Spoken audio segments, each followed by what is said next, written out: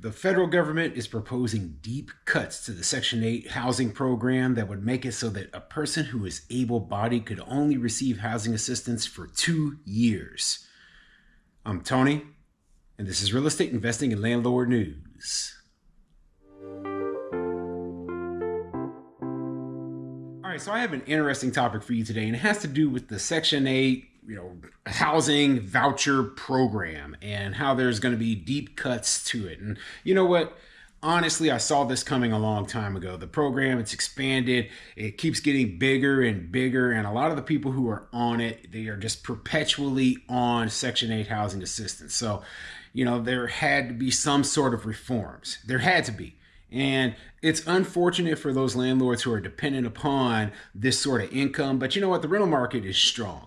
You'll be able to find people who can pay rent on their own, and you won't have to depend on government housing vouchers in order to get your rent payments. That's my personal opinion. It might be more difficult depending on what neighborhood you're in, because some housing, honestly, it's almost like it's in an area, it's in a location, and it's just to a standard that is only acceptable to the very, very low income people and people who are accepting housing assistance. So, we'll see what happens, but I don't think that landlords are going to end up too bad from this. The thing that I really like about it, though, is that, I'm opposed to a lot of government assistance programs. I am. I think that too much socialist programs have created a whole class of people who are just being lazy. Okay, they don't want to work, they don't want to go out there and participate in society, and they want a bunch of free handouts, and that has caused taxes to increase.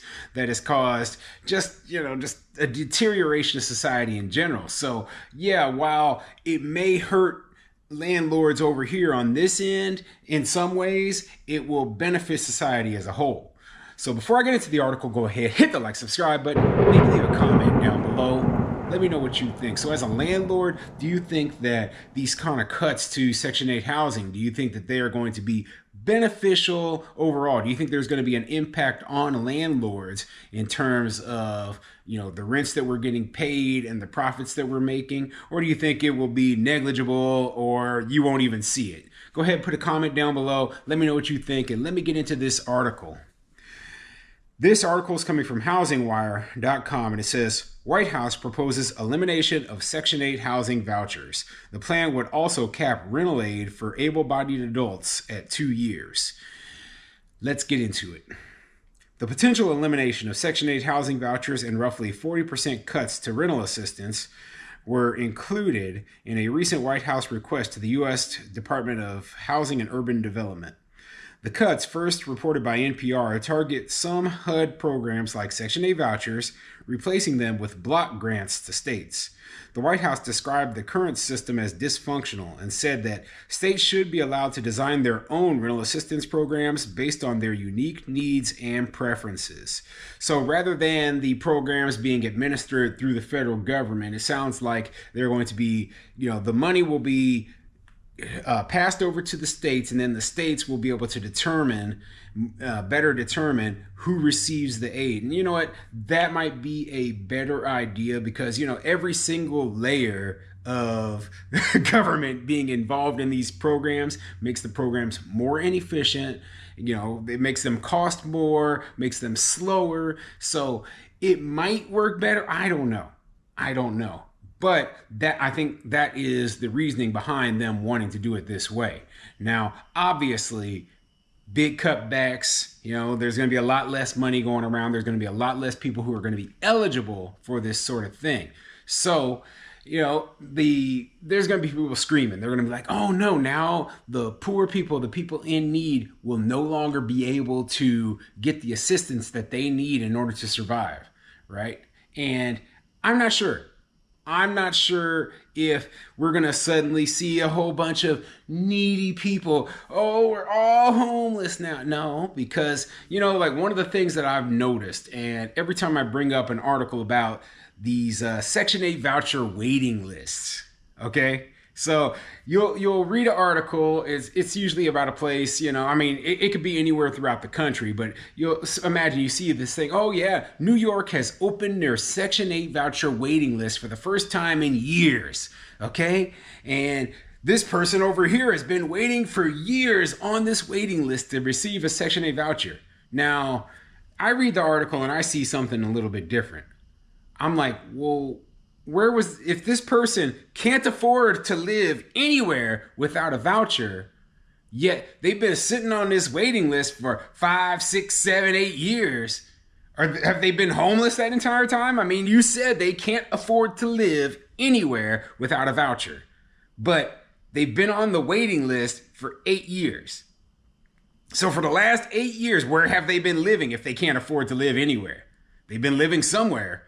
So obviously they can afford to live somewhere. The other thing that I want to bring up, right? And this is something that, should seem obvious to people, is that people's financial situation changes. Okay? It changes. It should change all the time. Now, I remember, and this is just using me as an example, I could name countless examples of everyone I know, right?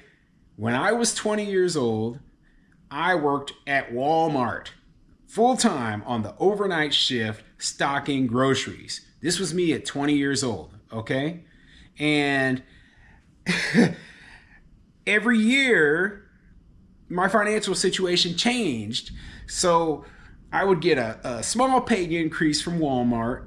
Sometimes I would go out and I'd work a full-time job and a part-time job. For a short period of time, a little over a year, I worked 2 full-time jobs, okay? And, then sometimes I would work overtime. So my income was never, it has never, throughout my entire life, been just static. Like, yep, I'm just making 20 grand a year, and that's just what I make, and for the next 40 years, that's all I'm ever gonna make. No, your situation changes. Eventually I got married, and then for a short while we had a 2-income household. It's like when they plan these social welfare programs, it's like they intend on a person to always be down and out, to never improve their financial situation, and be broke forever. And rather than encouraging people to go out and try to improve their lives, they're actually doing the opposite. They're encouraging people to remain down on the bottom and just be broke forever. And that is what my big gripe with these programs is. Okay, you'll lose your housing benefit if you try to get a better job. Well, you should know from the very beginning you're going to lose that housing benefit. And you should be working actively always to get a better job. You should be working actively always to improve your financial situation. And the government should not be permanently your mom and dad acting like your parents in order to prop you up and make you better. Because the end result is you'll have 2 classes of supposedly lower income people. You'll have the person over here, like me when I was in my 20s, right, who did not have any government assistance, all right, worked their butt off, working at a time 2 full-time jobs, 80 plus hours a week, working 7 days a week, living below my means or right at my means, and trying to save money, trying to bring myself up. And then you'll have this person over here, right? And this person over here is not trying to bring themselves up, but depending 100% upon the government to take care of them, right? And they get their housing voucher, and this person over here has better housing, working, 30 hours a week at a minimum wage job. They have better housing than me working my butt off, okay? And people like me, I saw this years ago. I saw it years ago, and it made me bitter. It made me angry. It made me angry because there's no fairness in that sort of system. There's no, and while I want, like children to be housed. I want, I don't want them to end up being homeless.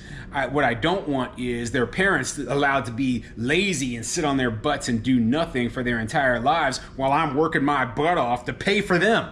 Okay, I'm working 2 full-time jobs and paying all these extra taxes so that their parents don't have to do anything or can be lazy for the rest of their lives. That's ridiculous, okay? What do you think, okay? Do you think that Section 8 needs major cutbacks? Go ahead and put a comment in the comment section down below.